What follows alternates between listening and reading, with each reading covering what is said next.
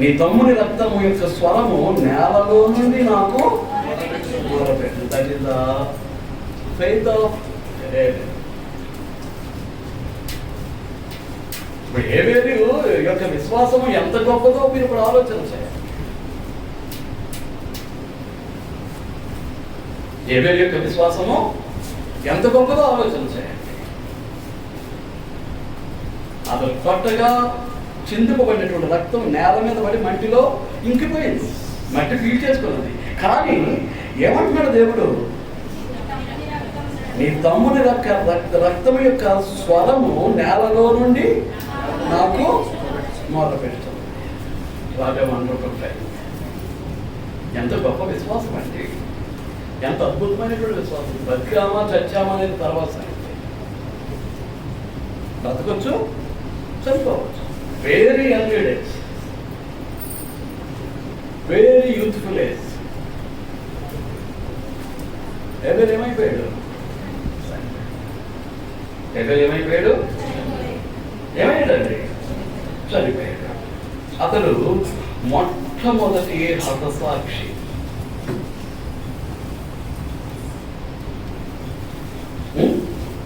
హేబెల్ ఎవరండి? మొట్టమొదటి హతసాక్షి.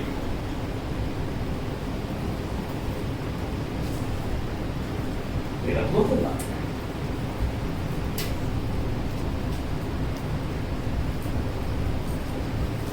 హతసాక్షి అనడానికి మార్టర్ అనేటటువంటి ఇంగ్లీష్ పదం వాడతాడు. ఇది ద ఫస్ట్ మార్టర్.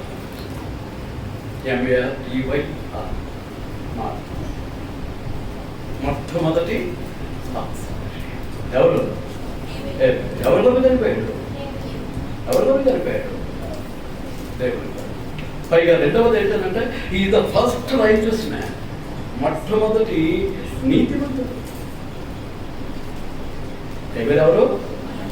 మొట్టమొదటి నీతిమంతుడు, మొట్టమొదటి హతసాక్షి. దేవుని కొరకు తన ప్రాణాన్ని ఎంతకాలం బ్రతికామనేది కాదు. మీరు అర్థమవుతుందా అండి? ఎంతకాలం బ్రతికామనేది కాదు. కానీ కయ్యను ఎవరు? మొట్టమొదటి హంతకుడు. ఈ ద ఫస్ట్ మర్డరర్. కయ్యను ఎవరు? First murderer. ఎవరు చంపేశాడు? తన రక్తాన్ని పంచుకుంటున్నటువంటి తన సొంత పేగులో నుంచి, ఒకే పేగులో నుంచి తనతో పాటు వచ్చినటువంటి తన తమ్ముడు ఏం చేశాడు? ఈ రోజు అది చాలా చురుకుగా, చాలా తుమప్రాయంగా ఉంటారు. ఏది? అన్నగారిని తమ్ముడు చంపేటు, తమ్ముడిని అన్నగారిని చంపేటు, ఆస్తి ఇంకా పంచట్లేదని ఇద్దరు కలిసి అమ్మ బాబుని చంపేటు. ఇదంతా చాలా ఆస్తి కోసం, డబ్బు కోసం, ధనం కొరకు ఏం చేస్తున్నారు? చాలా తేలిగ్గా జరిగిపోతున్నాయి. పొలంలో తగాదా వచ్చిందంటే అన్నగారు తమ్ముడు చంపేస్తాడు, తమ్ముడు అన్నగారిని చంపేస్తాడు. ఆస్తి పరంగా తేడా వచ్చిందంటే చంపేసుకోవటమే. కనుక ఈ రోజున ఈ జ్ఞానం మనకు ఎంత అవసరం అనేటటువంటిది మనం ఆలోచన చేయాలి. మనం అటువంటి వారము కాదు, కాకూడదు. అందుచేతనే నేనంటలేదన్నమాట. ఎవరంటున్నారు? అపోస్తుల పరిశుద్ధాత్మ పూర్ణుడైనటువంటి అపోస్తులని యోహాను అంటున్నాడు. చూడండి, యోహాను రాసినటువంటి మొదటి పత్రిక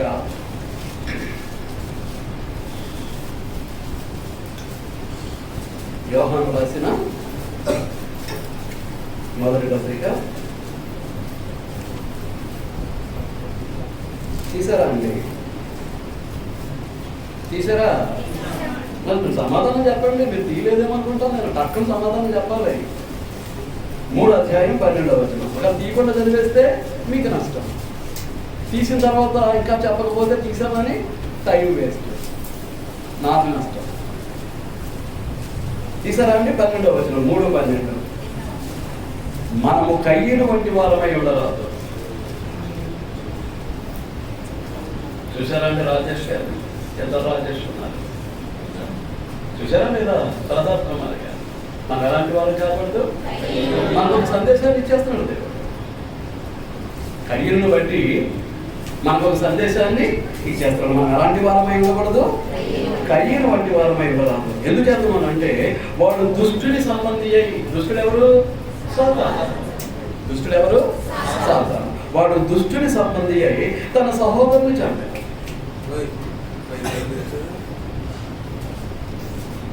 వాడు దుష్టుని సంబంధి అయి ఏం చేశాడు? చేశాడంటే తన సహోదరుని చంపాడు. ఎందుకు చంపాడు? వాడు అతను ఎందుకు చంపాను? తన క్రియలు చెడ్డవియు తన సహోదరుని క్రియలు నీతి గలవయ్యి ఉండేది కనుకనే కదా. తన సహోదరుని యొక్క క్రియలు నీతి కలిగినటువంటివి. తన సహోదరుని యొక్క క్రియలు నీతి కలిగినటువంటివి అంటే తన క్రియలు చెడ్డ.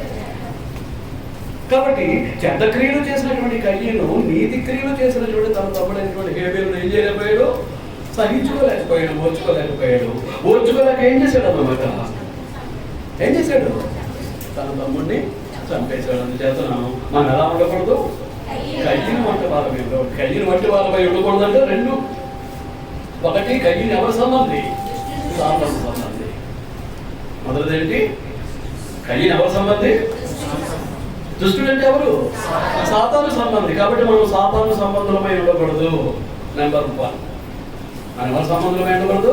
సాతాను సంబంధులమై ఉండకూడదు. రెండవది, మనకు కావలసిన వారిని మనం మోసం చేసేటట్లుగా, కావలసినటువంటి వారిని మనం హత్య చేసేటట్లుగా, కావలసినటువంటి వారిని చంపేటటువంటి వారుగా మనం ఉండకూడదు. రెండవది, కయ్యలు వంటి వారమై ఉండకూడదండి. రెండు, ఒకటి సాతాను సంబంధిగా ఉండకూడదు. రెండు, ఒకరిని చంపేవారిగా, ఒకరికి అన్యాయం చేసేవారిగా, ఒకరిని మోసం చేసేవారిగా మనం ఉండకూడదు. మీకు అర్థమవుతుందా బాబు? జోష్ పెడుతున్నావా? కనుక మనం కయ్యను వంటి వారమై ఉండకూడదు. ఇంకా వాడెవడు అని మనం ఆలోచన చేస్తే అబద్ధ బోధకులకు మాదిరిగా మిగిలిపోతున్నాడు. కయ్యను ఎవరి మాదిరిగా మిగిలిపోతున్నాడు? అబద్ధ బోధకులకు మాదిరిగా ఉండిపోతున్నాడు. చూడండి యోధా పత్రిక, చూడండి యోధా పత్రిక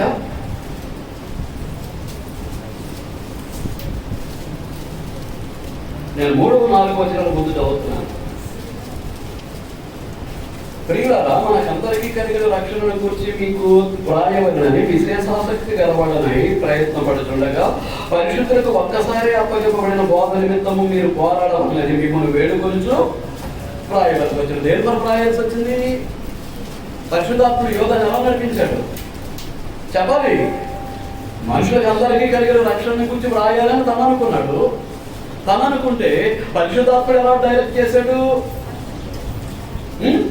పరిశుద్ధులకు ఒక్కసారి అప్పగింపబడిన బోధ నిమిత్తము పోరాడాలని మిమ్మల్ని వేడుకొంచు మీకు వ్రాయబడింది. అంటే అనుకున్నది ఒకటి యోధ, పరిశుద్ధాత్ముడు రాయించింది మరొకటి. అది మొదటిది. ఎందుకు రాయించాడు అని అంటే 4వ వచనం, ఎలాగనగా కొందరు రహస్యంగా చొరబడి ఉన్నారు. కొందరు ఏం చేస్తున్నారు? రహస్యంగా చొరబడి ఉన్నారు. వారు భక్తిహీనులై మన దేవుని కృపను కామాతురత్వమునకు దుర్వినియోగపరచుచు మన అద్వితీయ నాథులను మన ప్రభునైన యేసుక్రీస్తును విసర్జించుచున్నారు. ఈ తీర్పు పొందుటకు వారు పూర్వమందే సూచింపడ్డారు. ఎందుకు పరిశుద్ధులకు ఒక్కసారి అప్పగింపబడిన బోధన గురించి వ్రాయమని పరిశుద్ధాత్ముడు డైరెక్ట్ చేశాడు యోధాను అని అంటే, ఎందుకన్నమాట? కొందరు రహస్యముగా చొరబడుతున్నారు. ఎంతమంది ఉన్నారు చూడండి. ఎంతమంది రహస్యంగా చొరబడ్డారు? దేవుని సత్యాన్ని పాడు చేయడానికి, దేవుని బోధను పాడు చేయడానికి, ప్రజల విశ్వాసాన్ని పాడు చేయడానికి, ప్రజల భక్తిని పాడు చేయడానికి, అందరినీ పరలోకానికి వెళ్లకుండా నరకప్రాయులుగా చేయడానికి ఎంతమంది? మీకు అర్థమవుతుందా అండి? నా పాయింట్ అర్థమవుతుందా బాబు? అర్థమవుతుందా? పరిశుద్ధులకు ఒక్కసారి అప్పగింపబడిన బోధ నిమిత్తం రాయమన్నాడు అంటే కొందరు ఏం చేయాలి? ఇవ్వయ్యట రహస్యంగా దూరపడిపోయారు. సీక్రెట్గా. వారెవరు? భక్తిహీనులు. వారు ఏం చేస్తున్నారు అని అంటే మన దేవుని కృపను కామాతురత్వమునకు దుర్వినియోగపరచుకుంటూ, మీ గతంలో చెప్పాను, కామాతురత్వం అనేటటువంటిది ప్రతి దురలవాటుకు, ప్రతి చెడులవాటుకు, ప్రతి దురాశకు సాదృశ్యంగా వాడబడినటువంటి పదము అని. డబ్బు అధికంగా సంపాదించాలనే ఆశ కలిగిన వాడు కూడా దీని కిందకే వస్తాడు. మీకు అర్థమవుతుందా? కనుక కామాతురత్వమునకు దుర్వినియోగపరచుచు మన అద్వితీయుడును ప్రభువునైన యేసుక్రీస్తుని ఏం చేస్తున్నారు? విసర్జిస్తూ ఉన్నారు. యేసుక్రీస్తుని ఏం చేస్తున్నారు? విసర్జిస్తూ ఉన్నారు. అంటే వీళ్ళు ఎవరన్నమాట? అబద్ధ బోధకులు. వీళ్ళు ఎవరండి? అబద్ధ బోధకులు. ఈ అబద్ధ బోధకులకు కయ్యను ఎలా ఉన్నాడు? మార్గదర్శిగా ఉన్నాడు. చూడండి 11వ వచనం. అయ్యో వారికి శ్రమ. ఎవరికి శ్రమ? అబద్ధ బోధకులే. పైన ఎవరినైతే సూచించాడో 4వ వచనంలో వారిని గురించి మాట్లాడుకుంటూ వచ్చాడు. 5వ వచనం నుంచి వారి యొక్క విధానం అంతటిని వివరించుకుంటూ వచ్చి 11వ వచనానికి వచ్చేసరికి ఏమంటున్నాడు? అయ్యో వారికి శ్రమ, వారు కయ్యను నడిచిన మార్గమున నడిచారు. మరి ఎవరి మార్గాన్ని నడిచారు? ఇప్పుడు అబద్ధ బోధకులకి కయ్యనికి సంబంధం ఏంటి?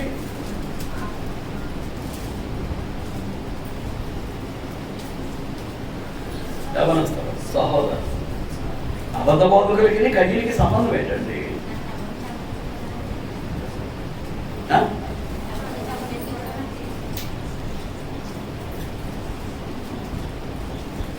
అదే కాదు,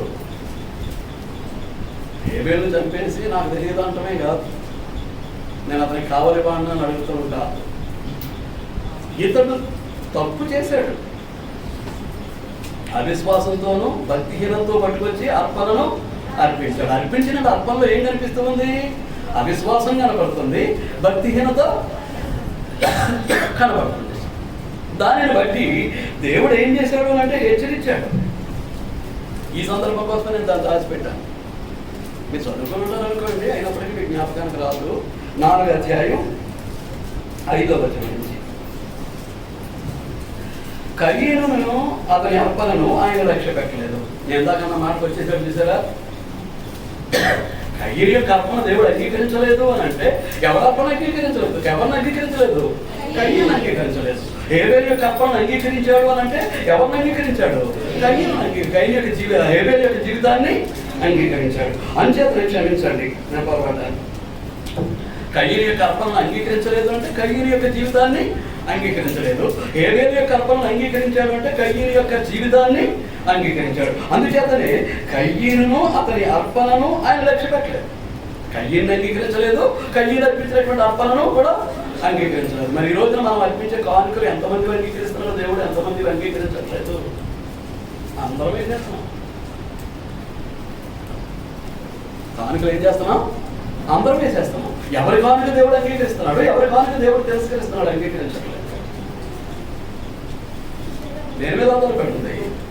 మన జీవితం మీద ఆధారపడి, మన విశ్వాసం మీద ఆధారపడదు, మన భక్తి మీద ఆధారపడదు, మన దేవుని కొరకు జీవించే జీవితం మీద ఆధారపడదు. దాని పక్కన పెట్టేద్దామండి. కాబట్టి కయ్యను మిక్కిలి కోపం వచ్చి అతడు తన ముఖమును చిన్నపుచ్చుకొనగా ముసుపట్టు కూర్చున్నాడు. అంటే తమ్ముడి యొక్క కల్పనను దేవుడు అంగీకరించి తన యొక్క కల్పనను దేవుడు తిరస్కరించడంతో ఏం చేశాడు? రాజకుమారు వింటున్నావా? అతనికి ఏమొచ్చింది? కోపం వచ్చింది. చిన్న పుచ్చుకొని ఏం చేశాడు? ఓ మూల కూర్చున్నాడు. ఓ మూల కూర్చొని ఉన్నాడు చిన్న పుచ్చుకొని. అప్పుడు 6వ వచనం, యెహోవా కయ్యనుతో ఎవరు మాట్లాడుతున్నారు? ఇప్పుడు అతనిలో మార్పును తీసుకురావటానికి, తన తప్పులు తాను తెలుసుకోవటానికి, మళ్ళా సరైనటువంటి విధానంలో దేవుని సన్నిధికి అతడు రావడానికి, సరైనటువంటి అర్పణ అర్పించడానికి యెహోవా అనగా దేవుడు కయ్యనుతో మాట్లాడుతున్నాడు. ఏమంటున్నాడు? నీకు కోపమేలా? చేసేది తప్పు చేస్తాం, కానీ పైగా మళ్ళీ చెట్టు కూర్చుంటాం, ముడిచిపట్టు కూర్చుంటాం, బాబుకిస్తాం, అమ్మ మీద బాబుకిస్తాం, నాన్న మీద బాబుకిస్తాం, అన్న మీద బాబుకిస్తాం, తమ్ముడి మీద బాబుకిస్తాం, అక్క మీద బాబుకిస్తాం, చెల్లి మీద బాబుకిస్తాం, ఇంట్లో ఉన్న వాళ్ళందరి మీద బాబు. కానీ తప్పు చేసింది ఎవరు? మనమే. కానీ అందరి మీద బాబుకిస్తూ ఉంటాం. ఈ స్వభావం సరైంది కాదు. ఎందుకు తమ్ముడి యొక్క అర్పణను అంగీకరించాడు? నాకంటే చిన్నవాడు కదా, వాడి యొక్క అర్పణను ఎందుకు దేవుడు అంగీకరించాడు?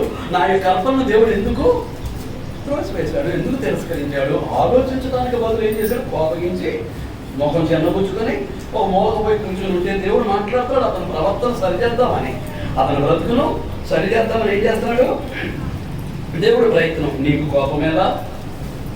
ముఖము చిన్నపుచ్చుకున్నావేమి? నీవు సక్రియ చేసి నీలో తల ఎత్తుకున్నావా?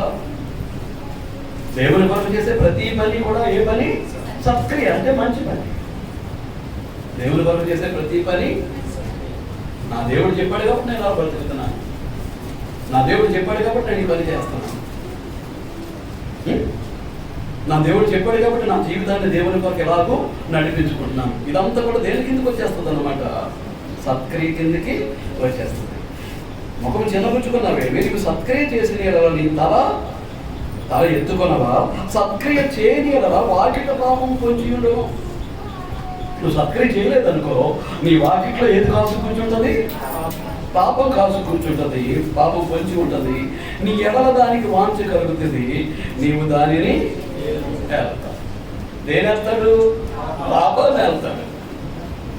పాపముకు వీడి ఎడల ఏం కలుగుతుంది, వాంఛ. వాంఛ అంటే తీవ్రమైన కొన్ని, not only desire, it is a over desire. వాంఛ అంటే ఇక దాన్ని నెరవేర్చుకోకుండా ఉండలేని స్థితిని ఏమంటాం, వాంఛ అంటాం, ఓవర్ డిజైర్.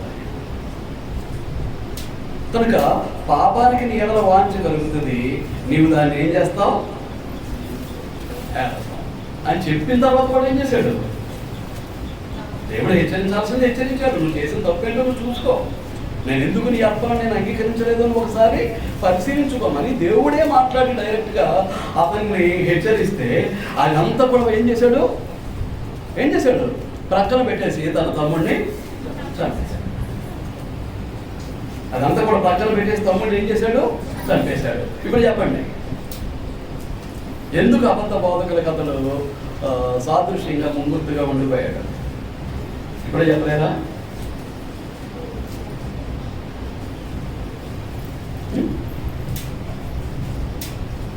ఇప్పుడే చెప్పలేరా? వాడి దుష్టుడి సంబంధి అనేసాడు. దుష్టుడి సంబంధి అని అంటే సాతాను సంబంధి. అంటే ఇప్పుడు దేవుడు చేసినటువంటి బోధ వినకుండా ఎవరు బోధ విన్నాడు, సాతాను బోధ విన్నాడు. తమ్ముడినే కొంత లోపలికి వెళ్ళాలండి, పైనే చూస్తే తెలియదు. వాడి దుష్టుని సంబంధి అనగా సాతాను సంబంధి. సాతాను సంబంధి అయినటువంటి వాడు ఎవరి మాట విన్నాడు, వాడి మాట గ్రంథంలో పక్కనిచ్చాడు. ఎవడు, దేవుడు చెప్పిన మాట ఏమి నువ్వు వినొద్దని దువ్వేస్తున్నాడు. అంటే దువ్వేస్తుంటే ఎవరి మాట విన్నాడు, సాతాను మాటే విన్నాడు తప్ప దేవుని మాట వినలేదు. కాబట్టి ఇప్పుడు అబద్ధ బోధకులందరూ ఎవరు, దేవుని మాట విననటువంటి వారు, సాతాను బోధన చేసేటటువంటి వారు, అబద్ధ బోధనలు ప్రకటించేటటువంటి వారు. అందుచేత ఇప్పుడు ఇలాంటి అబద్ధ బోధన చేసేటటువంటి వారికి కయ్యను ఏమయ్యారు, మార్గదర్శకుడు అయ్యారు. అంచేతనే అయ్యో వారికి శ్రమ, వారు కయ్యను నడిచిన మార్గమున నడిచింది. ఎవరు, అబద్ధ బోధకులందరికీ మార్గదర్శకుడు ఎవరు, దేవుడు చేసిన బోధన కూడా ఏం చేశాడు, త్రోసివేశాడు, పక్కన పెట్టేశాడు. అంచేత ఈనాడు ఉన్నటువంటి అబద్ధ బోధకులందరికీ అతను ఏమయ్యాడు అన్నమాట అండి, ఏమయ్యాడు, మార్గదర్శకుడు అయ్యాడు. ఇప్పుడు మనం ఏమై ఉండకూడదు, కయ్యను వంటి వారం అయి ఉండకూడదు. కనుక అతని యొక్క స్థితిని బట్టి దేవుడు ఏమని శపించాడు, దేశదెమ్మరి ఏమన్నాడు, 14వ వచనం 4వ అధ్యాయం ఆదికాండం 14వ వచనం చూస్తే, నేను ఈ ప్రదేశం నుండి నన్ను వెళ్ళగొట్టితివి, నేను నీ సన్నిధికి రాకుండా వెలివేయబడి దిగులు పడుచు ఈ భూమి మీద దేశ దిమ్మరినై, ఈ భూమి మీద నేను దేశ దెమ్మరిగా మారిపోయాడంటే ఎవరి శాపం, దేవుని యొక్క శాపం. He the first vagabond, he the first fugitive. Vagabond అన్నా ఫ్యూజిటివ్ అన్నా ఏంటన్నమాట, దేశదెమ్మరి. ఇంకా అలా తిరుగుతూ ఉంటాడు అంతే. ఏం చేస్తూ ఉంటాడు, అలా దేశదెమ్మరి. ఇప్పుడు దేశదెమ్మలందరికీ ఆర్జుడు అతనే. కొందరికి ఇల్లు ఉండదు, ఏమీ ఉండదు, అలా తిరుగుతూ ఉంటారు దేశదెమ్మరి లాగా. ఈ ద ఫస్ట్ వ్యాగబాండ్, ఈ ద ఫస్ట్ ఫ్యూజిటివ్ అంటే దేశదెమ్మరి, మొట్టమొదటి దేశదెమ్మరి. అది ఎవరి శాపం, దేవుని యొక్క శాపం. దేవునికి అనుకూలమైనటువంటి జీవితాన్ని మనం జీవించట్లేదు అని అంటే మన కొరకు కూడా ఒకటి సిద్ధంగా ఉంటుంది అనేటటువంటి సంగతిని మనం మర్చిపోవాలి. అది ఆశీర్వాదమైన శాపమైన దాని నుంచి తప్పించుకునేటటువంటి పరిస్థితి మాత్రం మనకు ఉండదు, దాని నుంచి తప్పించుకునే పరిస్థితి మాత్రం మనకు ఉండదు. అంచేతనే ద్వితీయోపదేశ కాండంలో ఒక చిన్న హెచ్చరిక ఇచ్చేస్తాడు చూడండి.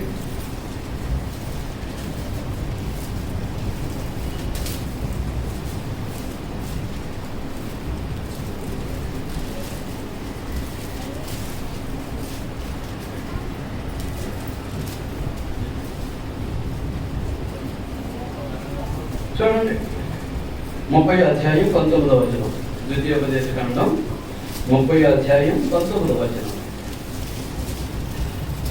నేను జీవమును మరణమును, ఆశీర్వాదమును శాపమును నీ ఎదుట ఉంచి, నేను నీ ఎదుట ఉంచి భూమి ఆకాశములను మీ మీద సాక్షులుగా పిలుచుచున్నాను.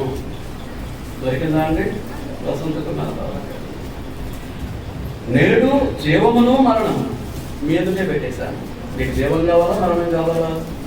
You have a chance to choose. నువ్వు ఎన్నుకోవచ్చు. ఆ ఎన్నుకునే అవకాశం కూడా నీదే. నీకు మరణం కావాలా, జీవం కావాలా? తర్వాత ఆశీర్వాదం కావాలా, శాపం కావాలా? జీవమును, మరణమును, ఆశీర్వాదమును, శాపమును నీ ఎదుట ఉంచి నువ్వేది సెలెక్ట్ చేసుకుంటావో నీ మీద సాక్ష్యం పలకడానికి భూమిని, ఆకాశాన్ని దేవుడు ఏర్పాటు చేశాడట. ఈ భూమిని, ఆకాశాన్ని కాదని ఏం చేస్తామండి? భూమి ఆకాశాల మధ్యలోనే కదా మనం ఉంటా. నేను అలాంటి వాడిను. ఆకాశం నా మీద సాక్ష్యం చెప్తుంది. ఎవరికి? దేవుడికి. నేను నిలుచున్నటువంటి ఈ భూమి, నా నెత్తి మీద ఉన్నటువంటి ఆకాశం సాక్ష్యం చెప్తుంది నా మీద. నేను నిలుచున్నటువంటి భూమి కూడా, నాకు ఎంత ఉన్నటువంటి భూమి కూడా ఏం చేస్తుంది? నా మీద సాక్ష్యం చెప్తుంది. ఎవరికి?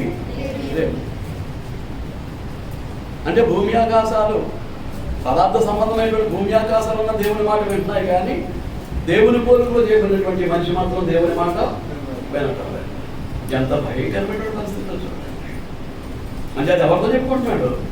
భూమి ఆకాశాలతోటి చెప్పుకున్నాడు. ఇదే సందర్భం మనం యెషయా గ్రంథంలో చూడొచ్చు. కానీ టైం అయిపోయింది, ఇంకా పాపం మిగిలింది, మిగల్చకూడదు. నాకు ఇచ్చినటువంటి టైం అయ్యింది. కానీ నేనేమనుకుంటున్నానంటే హేబెలు గురించి నేను కొంచెం కొనసాగించే ముగిద్దాం అనుకుంటున్నాను. యెషయా గ్రంథం 1వ అధ్యాయం. ఇందాక ఏం చేశాడు? 30వ వచనంలో ఏం చేశాడు? 30వ అధ్యాయంలో ఏం చేశాడు?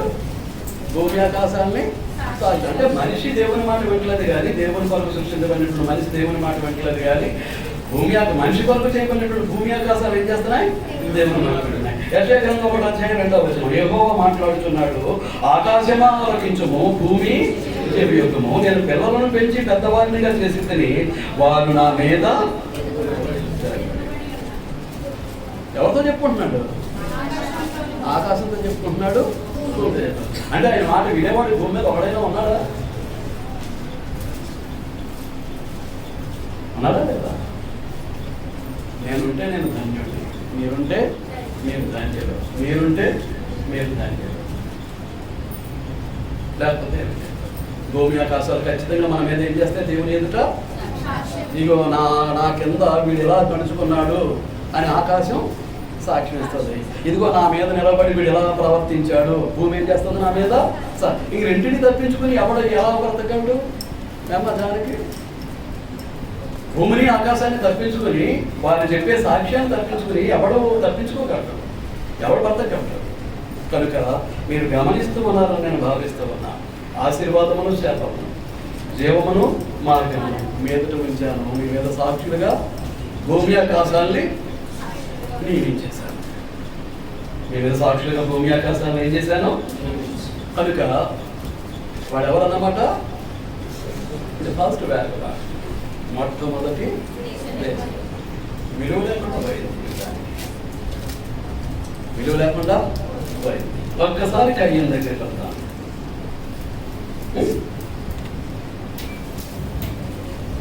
కయ్యం ఏం చేశాడు? అసహించుకున్నాడు, చంపేశాడు. అతని యొక్క నీతి కలిగినటువంటి ప్రవర్తన అతనికి నచ్చలేదు. హేబేలు యొక్క నీతి కలిగినటువంటి ప్రవర్తన కయ్యూరికి ఏం చేయలేదు? నచ్చలేదు.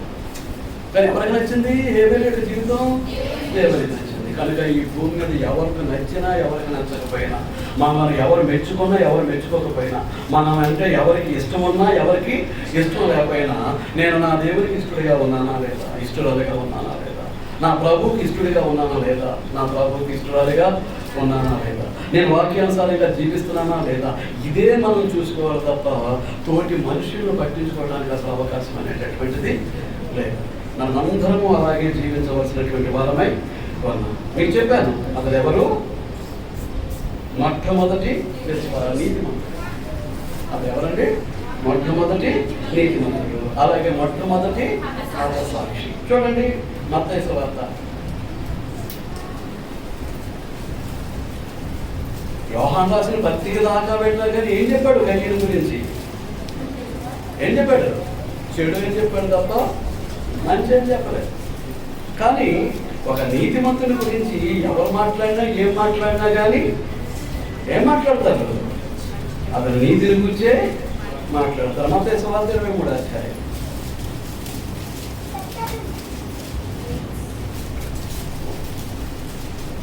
మత్తయి సువార్త 23వ అధ్యాయం 35వ వచనం. తీసారా అండి? తీసారు కదా? నీతిమంతుడైన హేబేలు రక్తం మొదలుకొని. అసలు ఎవరట? ఎవరు? చనిపోయాడు. He was dead. But his faith is living. That his faith is alive. అతను చనిపోయాడు, శారీరకంగా భూమి మీద లేడు, కానీ అతని విశ్వాసం మాత్రం సజీవంగా ఉంది. అతని విశ్వాసం మాత్రం బ్రతికే ఉంది. మనం ఉండొచ్చు లేకపోవచ్చు, మనం ఉండొచ్చు లేకపోవచ్చు, మన విశ్వాసం మాత్రం తరాల వెంబడి లోకాంతం వరకు, క్రీస్తు ప్రభు యొక్క రాకల వరకు కూడా మన విశ్వాసం అలాగూ వెళుతూనే ఉండాలి. వెళుతుందా లేదా?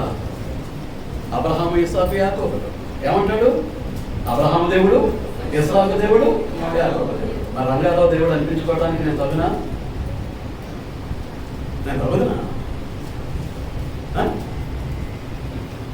జ్ఞాన సత్యసాగర్ దేవుడు అనిపించుకోవడానికి ఆయన తగునా? తగునా? భారతీయ దేవుడిని రేపొద్దులు దేవుడు చెప్పుకోవడానికి ఆమె తగునా? అలాగే అమూల్య దేవుడిని అని దేవుడు చెప్పుకోవడానికి మనం తగుదమా? ఆ విధానంలో మన జీవితాన్ని కట్టుకుంటున్నామా? ఆ అలాంటి విధానంలో మనం ఆత్మీయ ఎదుగుదల సాధిస్తున్నామా? ఆ విధానంలో దేవుని పోలికలోకి మనం ఎదుగుతూ ఉన్నామా? ఒక్కసారి మన జీవితాన్ని మనం ఏం చేయాలంటే పరిశీలించుకోవాలి. నీతిమంతులైన హేబేలు రక్తం మొదలుకొని బలిపీఠమునకును దేవాలయమునకును మధ్య మీరు చంపిన బరకీయ కుమారుడకు జకర్యా రక్తం వరకు భూమి మీద చింతింపబడిన నీతిమంతుల రక్తం అంతయు మీ మీదికి వచ్చింది. ఎవరిని శపిస్తున్నాడు దేవుడు ప్రభు? అప్పుడు ఉన్నటువంటి యూదుల్ని హేబేలు రక్తం మొదలుకొని దేవాలయ ఆవరణలో బలిపీఠానికి దేవాలయానికి మధ్యలో చంపేశారు. ఎవరిని? జకర్యాను. బరకీయ కుమారుడైనటువంటి జకర్యా రక్తం వరకు ఈ భూమి మీద చిందింపబడిన నీతిమంతుల రక్తం అంతయు కూడా మీ మీదకి వస్తుంది.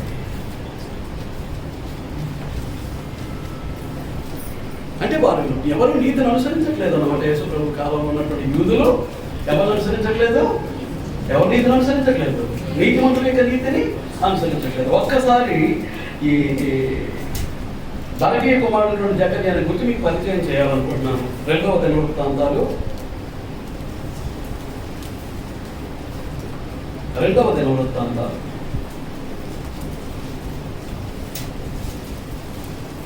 తీసారా అండి? 24వ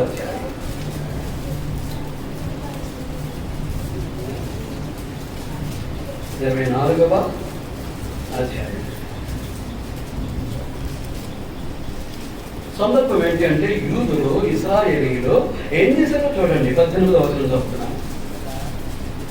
18వ వచనం చదవమంటారా? జనులు తమ పితరుల దేవుడైన యెహోవా మందిరమును విడిచి దేవతా స్తంభములకును విగ్రహములకును పూజ చేశారు. వారు చేసిన ఈ అపరాధము నిమిత్తము యోధా వారి మీదకని, యెరూషలేము కాపురస్తుల మీదకని కోపం వచ్చింది. ఎవరి కోపం? దేవుని కోపం. తన వైపు వారిని మళ్లించుటకై యెహోవా వారి యొద్దకు ప్రవక్తలను పంపగా. ఇప్పుడు ఎందాక వెళ్ళాడు దేవుడు ఎవరి దగ్గరికి? కయ్యూను దగ్గరికి వెళ్ళాడు. ఇప్పుడు అలాగే యోధా వారి యొద్దకు, ఇశ్రాయేలు వారి యొద్దకు దేవుడు ఎవరిని పంపించాడు? యోధా వారి యొద్దకు, యెరూషలేము వారి యొద్దకు ఎవరిని పంపించాడు? ప్రవక్తను పంపించాడు. ఆ ప్రవక్తలో ఇతను ఒకడు. ఎవడు? బరకీయ కుమారుడు అయినటువంటి జకర్యా ఒకడు. అతను వెళ్ళి ఏం చేశాడు చూడండి 20వ వచనం. అప్పుడు దేవుని ఆత్మ యాజకులకు యెహోయాదా కుమారుడైన జకర్యా మీదికి రాగా అతడు జనుల ఎదుట నిలవబడి, మీరెందుకు యెహోవా ఆజ్ఞలను మీరుచున్నారు?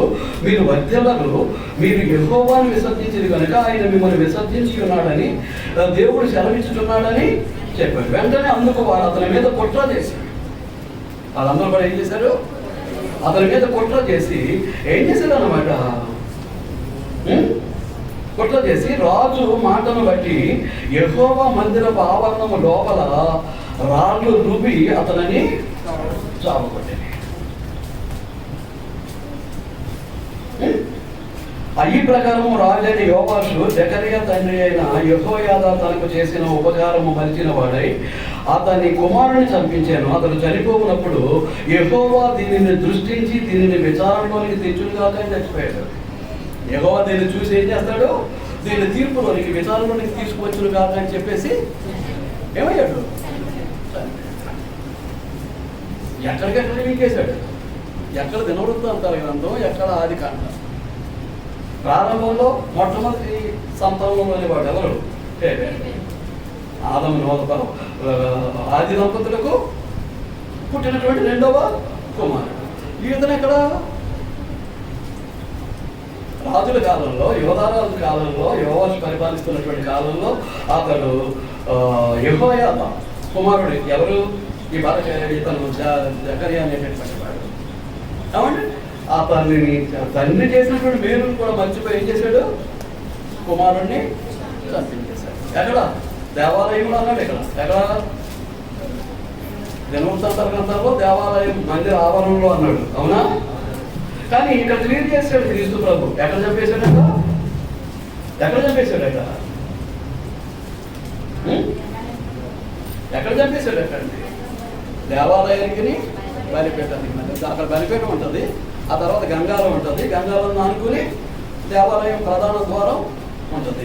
ఈ బలిపీఠానికి దేవాలయానికి మధ్యలో ఏం చేశారు? రాళ్ళు రువి ఈ జకర్యాను చంపేశారు. అటు హేబేలు నీతిమంతుడు, ఇటు జకర్యా కూడా నీతిమంతుడే. ఆ నీతిమంతుల యొక్క రక్తాపరాధాన్ని పట్టుకొచ్చి ఏం చేస్తాను? మీ మీద పెడతాను అంటున్నాడు. ఎవరితోటి? యూదులతో. ఎవరు? దేవునితో సమానుడు, దేవుని స్వరూపి అయినటువంటి యేసుక్రీస్తు. కనుక యేసుక్రీస్తు హేబేలు గురించి ఏమంటున్నాడు? నీతిమంతుడు అంటున్నాడు. ఏమంటున్నాడండి? నీతిమంతుడు అన్నాడు. బాబు ఇక్కడ పేపర్ ఏమన్నా పడిపోయిందా?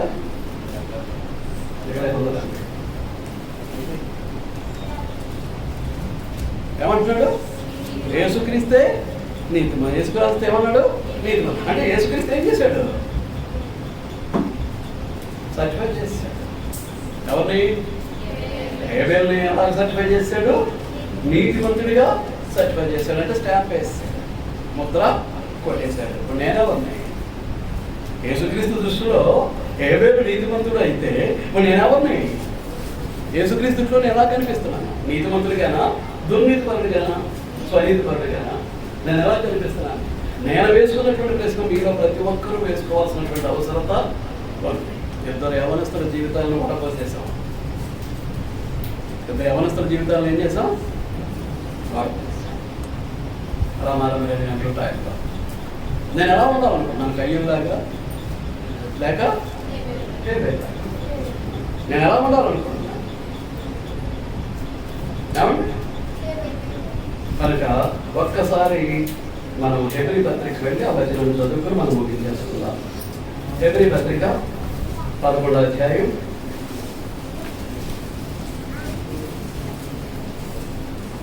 11వ అధ్యాయం 4వ వచనం. విశ్వాసమును బట్టి హేబేలు కయీను కంటే శ్రేష్టమైన బలి దేవునికి అర్పించెను. చూస్తున్నారా? దేని బట్టి? విశ్వాసమును బట్టి హేబేలు కయీను కంటే శ్రేష్టమైన బలి దేవునికి, అంటే కయీను యొక్క అర్పణ కంటే బలి కంటే, కయీను యొక్క అర్పణ బలి కంటే హేబేలు యొక్క బలి అర్పణ శ్రేష్టం. ఏం చేస్తున్నానంటే అతను కొంత పట్టుకొచ్చాడు అంతే. ఏం పట్టుకొచ్చాడో పట్టుకొచ్చాడు. ఈయనేం చేశాడు? తొలిచూపు చూసుకున్నాడు, బాగా క్రోపిన దాన్ని చూసుకున్నాడు. అతను అటువంటివి ఏమీ చూసుకోలేదు. అంటే ఇద్దరి విశ్వాసం మధ్య వ్యత్యాసం ఉందా లేదా? ఇద్దరి ఆత్మల మధ్య శ్రేష్టత విషయంలో తేడా ఉందా లేదా? There is a difference and a discrimination between two offerings which is sacrificed by Abel and Cain. తేడా ఉంది కాబట్టి హేబేలు యొక్క అర్పణ కయ్యూరు కంటే శ్రేష్టమైనటువంటి అర్పణ అయింది. దేవుడు అతని అర్పణలను గురించి సాక్ష్యం ఇచ్చినప్పుడు ఎవరిస్తున్నారు సాక్ష్యం? దేవుడు హేబేలు యొక్క అర్పణల గురించి సాక్ష్యం ఇచ్చినప్పుడు అతని విశ్వాసమును బట్టి నీతిమంతుడని సాక్ష్యం పొందాడు. విశ్వాసాన్ని బట్టి ఏమని సాక్ష్యం పొందాడు? మనకు ఉన్నటువంటి విశ్వాసం ఏంటో మనం తేల్చుకోవాలి. చనిపోయినా మనతో మాట్లాడుతున్నాడు. ఎవరు? అతను చనిపోయినప్పటికీ అతని యొక్క విశ్వాసం ద్వారా ఏం చేస్తున్నాడు? నవ్య మనతో మాట్లాడుతున్నాడు. He is speaking now with his faith. Abel speaking with us with his faith. అతని యొక్క విశ్వాసం ద్వారా ఏం చేస్తున్నాడు? మనతోటి ఈ రోజును కూడా మాట్లాడుతున్నాడు. నీ విశ్వాసం ఏంటని నన్ను ప్రశ్నిస్తున్నాడు. నీ విశ్వాసం ఏంటని మిమ్మల్ని అందరినీ పేరు పేరున ప్రశ్నిస్తున్నాడు. గ్రహించుకోగలిగిన చిన్నపిల్లలకి తెలియకపోవచ్చు, చిన్నపిల్లలకి అంత జ్ఞానాన్ని సముపార్జించే పరిస్థితి ఉండకపోవచ్చు. మనం ఉన్నాం విద్యావంతులు, వయసు వచ్చినటువంటి వారు, మనకు తెలుసు. అదే చెప్పేస్తున్నాడు. దేవుడు అతని అర్పణను గురించి సాక్ష్యం ఇచ్చినప్పుడు అతడు ఆ విశ్వాసంను బట్టి నీతిమంతుడని సాక్ష్యం. ఆ సాక్ష్యం ఇచ్చిన వాడు ఎవరు? దేవుడే. హేబేలు నీతిమంతులని సాక్ష్యం ఇచ్చిన వాడు ఎవరండి? దేవుడే. అతడు మృతి పొందియు, నేను అన్న పాయింట్కి వచ్చేసాడు. అతడు మృతి పొందియు ఆ విశ్వాసం ద్వారా మనతో ఏం చేస్తున్నాడు? మాట్లాడుతున్నాడు. వినబడుతుందో లేదో, హేబేలు యొక్క స్వరం వినబడుతుందో లేదో ఒక విశ్వాసిగా అతను మనతో ఏం చేస్తున్నాడు? తన విశ్వాసాన్ని గురించి మనతోటి మాట్లాడుతున్నాడు. తన వంటి విశ్వాసమే మనము కలిగి ఉండాలని అతను కోరుకుంటున్నాడు. మన విశ్వాస జీవితానికి పెద్దలుడుగా అతను ఏం చేస్తున్నాడు? మనం కూడా హేబేలు వంటి విశ్వాసం కలిగి ఉండాలని అతను ఏం చేస్తున్నాడు? కోరుకుంటున్నాడు. అలాంటి విశ్వాసులుగా ఉండమని మనలో ప్రతి ఒక్కరితోటి తన విశ్వాసం ద్వారా మనతోటి మాట్లాడుతున్నాడు. అర్థమవుతుందా? కయ్యను ఏమైపోయాడు? మనం కయ్యను వంటి వాళ్ళము అయి ఉండకూడదు. వాడెవరు? దుష్టుని సంబంధి అయి తన తమ్ముని చంపేశాడు. ఎందుకు చంపేశాడు? తన క్రియలు చెడ్డవీలు, తన సహోదరు యొక్క క్రియలు నీతి గలవయు అయి ఉన్నందుకే కదా తమ్ముడిని చంపేస్తా. కాబట్టి మనం ఎలా ఉండకూడదు? కయ్యను వంటి వారమై ఉండకూడదు. మరి ఎవరి వంటి వారమై ఉండాలి? హేబేలు యొక్క నీతిని క్రీస్తు ప్రభువు అంగీకరించాడు. హేబేలు యొక్క నీతిని ఎవరు అంగీకరించారు? నీతిమంతులని క్రీస్తు అంగీకరించారు. హేబేలు నీతిమంతులని ఎవరు అంగీకరించారు? తండ్రి అయినటువంటి దేవుడు అంగీకరించాడు. ఇక అర్థమవుతుందండి. మరి మనం మన విశ్వాసాన్ని అంగీకరిస్తున్నాడా? విశ్వాసలోపమే కదా ఇద్దరికి తేడా, కయ్యూనికి హేబేలుకి. మనం కయ్యూని వంటి వారమై ఉండకూడదు. ఎవరి వంటి వారమై ఉండాలి? హేబేలు వంటి వారమై ఆటలేస్తున్నాం. ఆకలిస్తుందా లేదా? వారు మాట్లాడరే. కాబట్టి ముగించేపోతున్నాం. ఇద్దరు యవనస్తుల యొక్క జీవితాలను ఈరోజు మన ముందు ఉంచుకోగలిగాం. యవనస్తులుగా, చిన్నపిల్లలుగా కాస్త గ్రహించుకోగలిగిన ప్రతి ఒక్కరికి ఇప్పుడు అందించబడినటువంటి వర్తమానం అర్థమైంది. విషయాన్ని ఆలోచన పూర్వకంగా మీరు గ్రహించుకున్నారు, గైకున్నారు, మీ హృదయాల్లో భద్రపరుచుకున్నారని నేను భావిస్తూ ఉన్నాను. మనం ఎవరు వంటి వారమై ఉండకూడదు? కయ్యను వంటి వారమై ఉండకూడదు. వాడు సత్క్రియ చేయలేదు. చేయనటువంటి సత్క్రియ చేయనటువంటి కయ్యలతో దేవుడు మాట్లాడినప్పటికీ లెక్క చేయలేదు. దేవుడే వచ్చి మాట్లాడినప్పటికీ దేవుడి మాటలు కూడా అతను ఏం చేయలేదు? లెక్క చేయలేదు. మరి మనం ఎలాంటి వారు? యేసుక్రీస్తు ప్రభు చేత, దేవుని చేత కూడా నీతిమంతులు మనం ఎంచబడినటువంటి వారమా? అలాగే ఎంచబడటానికి మన భక్తి జీవితంలో ప్రయత్నిస్తున్నటువంటి వారమా? లేకపోతే కయ్యూలాగా ఏదో విశ్వాసం, ఏదో భక్తి అనుకుంటూ ఎలాగోలాగా బ్రతికేయడానికి ఆలోచన చేస్తున్నామా? ఒక్కసారి మనం పరిశీలించుకుందాం. అతను ఎవరు? ఇతనేమో మొట్టమొదటి హతసాక్షి. ఎవరు ఎవరు హేబెలు మొట్టమొదటి హతసాక్షి. అతడెవరు? మొట్టమొదటి హంతకుడు. మొట్టమొదటి ఎంత తేడా, ఎంత తేడా. అతడేమో దేవుని చేత శపింపబడి ఏమయ్యాడు? దేశదిమ్మరిగా ఉండమని దేవుని చేత శపింపబడితే ఇతడు చనిపోయిన తర్వాత కూడా దేవుని యొక్క మెప్పు పొందుతున్నాడు, దేవుని యొక్క ఆశీర్వాదాన్ని పొందుతున్నాడు. అతని యొక్క జీవితం నీతి విషయంలో మనకు ఎలా ఉంది? విశ్వాస విషయంలో, నీతి విషయంలో ఎలా ఉంది? ఎలా ఉంది?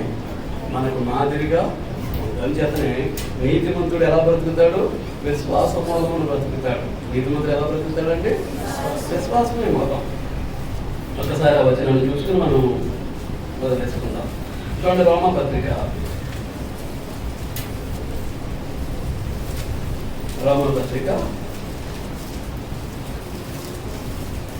1వ అధ్యాయం 17వ వచనం. రోమపత్రిక 1వ అధ్యాయం 17వ వచనం. నీతిమంతుడు విశ్వాస మూలముగా జీవించునని రాయబడిన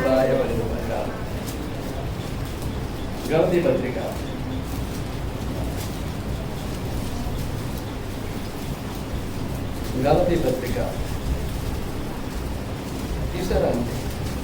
12వ వచనం, 3వ అధ్యాయం 12వ వచనం. నీతిమంతుడు విశ్వాస మూలముగా జీవించును. ఉందా లేదా అండి? ఉందా లేదా? నీతిమంతుడు ఎలా బ్రతుకుతాడు? 3:12 అమ్మా, గలతీ 3:12. నీతిమంతుడు విశ్వాసం మూలముగా జీవిస్తాడు. అక్కడేమన్నాడు? నీతిమంతుడు విశ్వాసం మూలముగా జీవించునని వ్రాయబడి ఉన్న ప్రకారం. అది ఎక్కడ వ్రాయబడింది? Habakkuk. This is the last reference. Habakkuk గ్రంథం అది ఎక్కడ ఉందో తెలుసా?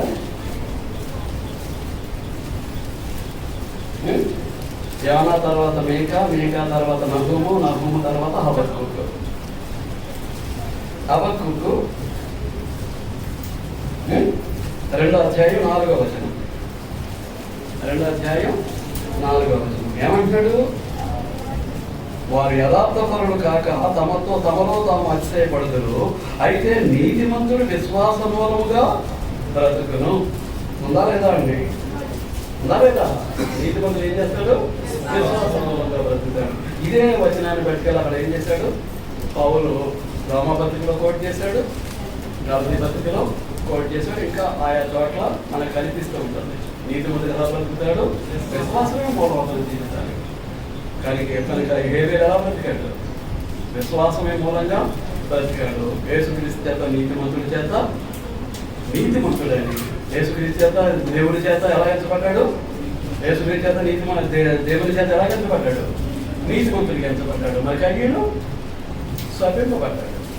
అటువంటి వారంగా మనం ఉండకూడదు అన్నాడు. అతను మళ్ళా ఎవరికి మాదిరిగా ఉన్నాడు? అబద్ధ బోధకులందరికీ ముంగుగా కనిపిస్తూ ఉన్నాడు. అంచేత మనం కయ్యలు వంటి వారమై ఉండకూడదు. మనం ఎలాంటి వారమై ఉండాలి?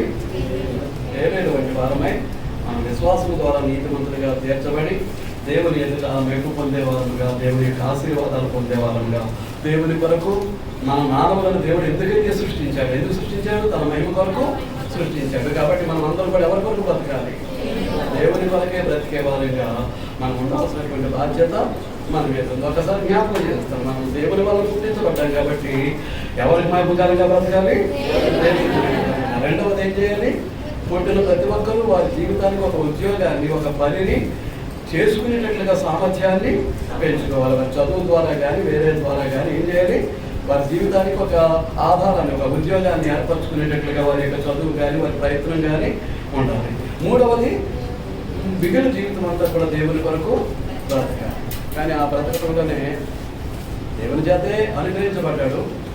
ఆదాము వరకు కయ్యను ఉద్యోగం కూడా సేద్యం వచ్చేవాడిగా వృత్తిని కూడా సంపాదించుకున్నాడు. కానీ దేవుని కొరకు బ్రతికే విషయంలో ఏమైపోయాడు? ఫెయిల్ అయిపోయాడు. దేవుని కొరకు బ్రతికే విషయంలో ఏమయ్యాడు? ఫెయిల్ అయిపోయాడు. కానీ హేబెలు అయితే అన్ని విషయాలను చనిపోయి కూడా విజయవంతమైనటువంటి జీవితాన్ని దేవుని కొరకు బ్రతికినట్లుగా మనం చూస్తూ ఉన్నాం. అందుచేత నేను మన జీవితాన్ని ఏం చేయాలి? సజీవ యాగంగా దేవునికి అర్పించుకోవాలని మీకు మనవి చేస్తూ ఈ మొదటి సెషన్ నేను ముగిస్తూ ఉన్నాను. శ్రద్ధగా విన్నందుకు మీ అందరికీ వందనాలండి. కానీ